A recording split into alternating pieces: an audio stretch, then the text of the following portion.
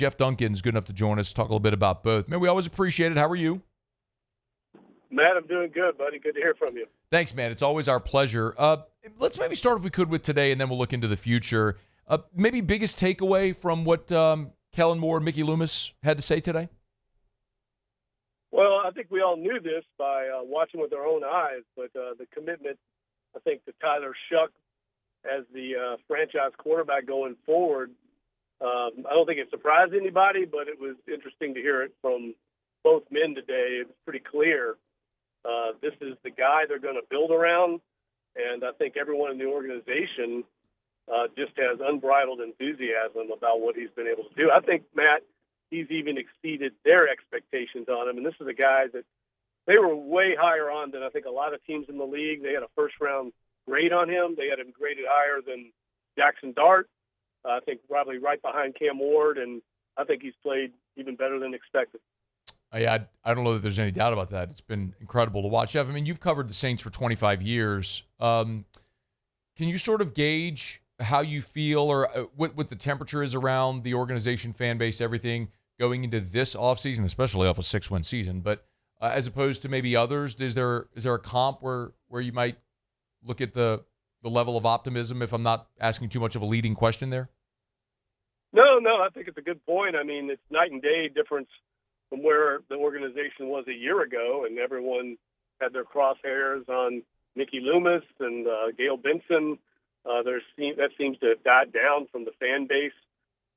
Look, I think that there's still a long way to go. I think the one caution I would have for people, and Mickey Loomis alluded to this today, is, look, that winning streak was nice at the end of the year, but it came against the Jets and the Titans of the world. And when this team did play, now Spencer Rattler was the quarterback, but when they did play the elite teams in the league, the Seahawks, the Bears, the Patriots, they weren't competitive. So they've got a long way to go. The roster has a lot of work to do to be competitive, but they are in a very winnable division. And when you have a quarterback on a second-round rookie contract, Matt, that makes life so much easier when you're rebuilding. And I think that's the real source of optimism. The other big thing, and Jeff Duncan's with us, NOLA.com, he's on Twitter at Jeff Duncan _, is what happens to some of these veterans, right? I mean, Cam, Taysom, Demario. Any insight or best guess as to maybe what the organization does with these guys, provided they want to continue? Yeah, look, I think that's the biggest question of the offseason is how many guys come back? Do any of them decide to leave? Does, say, Taysom Hill, who sounded to me like a guy that is pondering retirement, just reading between the lines, the way he talked, having the whole family there, the physical, abuse that he's taken at the position. I would not be surprised if he decides to hang up his cleats. But I think the rest of them are completely up in the air, and I think a lot of it's going to come down to what the contract is, what players like Demario Davis and Cam Jordan are willing to come back to play for, because they certainly have earned, with their production, another year somewhere in the league. And I don't think I would have said that, Matt, a year ago. I thought this would be their last year, but they both played at a very high level, and I think you're going to command a decent contract in the marketplace if it isn't here in New Orleans. Jeff, what specifically would you say about Kellen Moore after year one, considering, I mean, let's see, you've covered Haslett and I guess the end of Ditka, Haslett, Peyton, and Dennis Allen, now Kellen Moore, compared maybe to other year ones, or what the feeling is just as him as a head coach coming off of year one? Yeah, look, he had way harder circumstances probably than anyone but Sean Payton, I think. And he exceeded my expectations. I picked the team to have 4 wins, and it looked like that was going to be optimistic at midseason. And I think the quarterback changed everything. And you have to give him credit. He was very bullish on Tyler Shough. And I think his development and coaching of Tyler Shough brought him around to where he was at. So he gets a lot of credit from me for holding this thing together.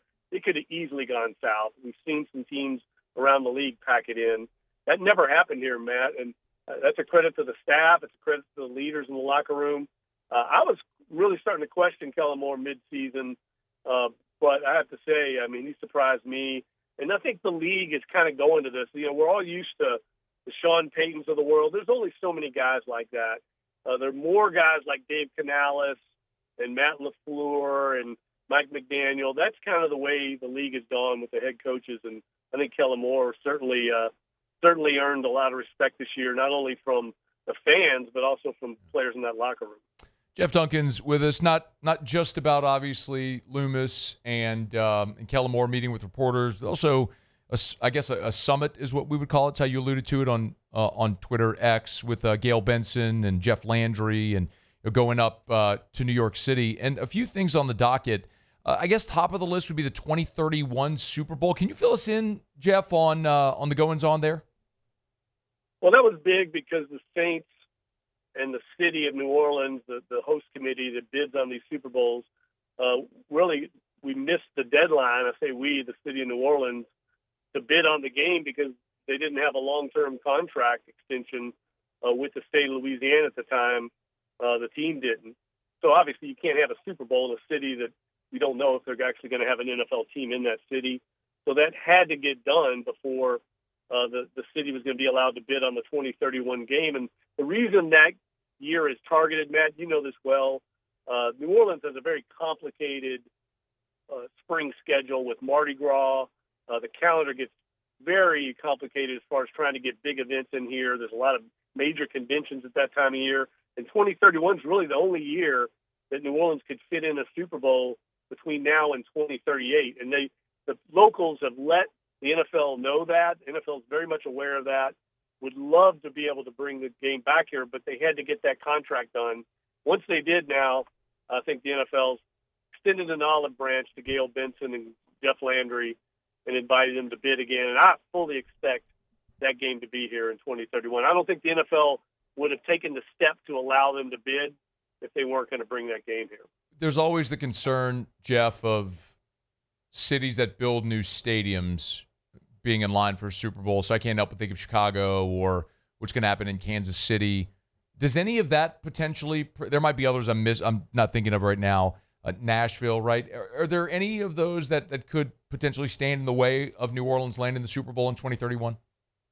I don't think so because I think a lot of these stadium projects are still trying to get off the ground. They're still trying to find funding. And I think most of them, while there's a lot of them who would love to be finished by 2031, I think that's a little ambitious.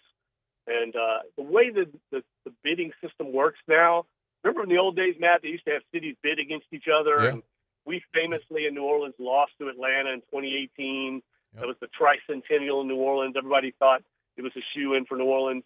Those days are over. Once you're invited to bid, it's kind of a one-horse race. And I really don't think the league would have taken that step and publicly come out the way they did if they didn't expect it to be in New Orleans. NBA All-Star Game is something else that was on the docket? Well, I think that's the carrot at the end of the stick, much the way the NFL uses the Super Bowl. I think that's the carrot at the end of the stick of a long-term lease agreement between the Pelicans and the state of Louisiana. And I think it's a very positive sign, if you're a Pelicans fan, that Jeff Landry, that he had two of his key lieutenants on that trip, that they are probably all in on that. I don't think they would have had that kind of contingent or that representation if they weren't fully on board. Now, they're going to sell this as a downtown economic development. I think that's the best way to get buy-in from the rest of the state as opposed to just selling a Smoothie King Center renovation. They're making this package larger, this project larger, and I think that's the way it'll get sold. And I think at the end of that, if it gets approved by the state legislature, if Governor Landry signs off, I think we'll see an all-star game in the Smoothie King Center sooner rather than later. And you also noticed state-of-the-art sport and entertainment complex at the Smoothie King Center and the Superdome. What does all that entail, Jeff? Yeah, it's going to be pretty exciting. I mean, they're going to basically, that whole area, if you've been to the Dome, you know, Champion Square, right, the old New Orleans Center Mall, that Macy's parking garage, all that's kind of been out of use, especially the New Orleans Center. I mean, it used to be a thriving mall, and it's really been out of use. They want to redevelop all that. I think it'll be mixed use. There'll be some, retail. There'll be real estate in there, some, commercial districts, but it's mainly going to be an entertainment kind of tailgate, pregame party area that they want to make state of the art and kind of encompass that whole area to where the Dome and the Smoothie King Center become the hub of that Poydras Street corridor. I don't think there's any motivation from anyone to build a new arena on an off-site. I think they want to make that the site. And it wouldn't surprise me if one day even that whole area over near the post office and the rail yard, all that could be a part of that. Mm. Well, it's one of the reasons New Orleans is so attractive is the walkability of downtown. It's not a new thought. Everyone knows it. So the more they can keep attracting people there with amenities like this, the better. Jeff Duncan, NOLA.com. Get him on Twitter at @JeffDuncan_. We always appreciate it, man. Thank you. Thanks for having me on, Matt. Take care, buddy. It's our pleasure. That's Jeff Duncan. Hey, thanks so much for watching. Please leave your comments. I love to interact. And be sure to hit the red subscribe button below.